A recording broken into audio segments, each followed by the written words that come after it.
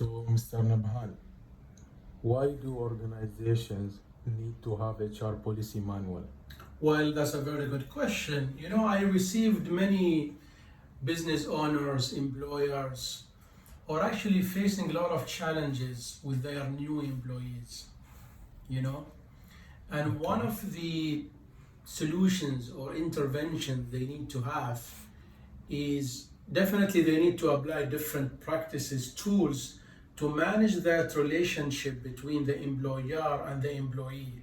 Because sometimes there is kind of miscommunication and some gaps there and misexpectations and so forth. One of the tools we would strongly recommend to have is the HR policy manual, or what is called also employee handbook. And what is an HR policy manual?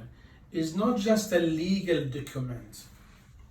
It is actually a professional communication tool that manages the relationship between the employer and the employee.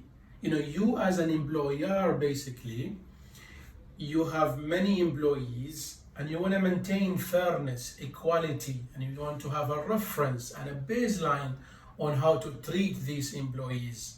So definitely you need that reference. You need that standard to be in place. And that's why a tool as the HR policy manual will definitely help.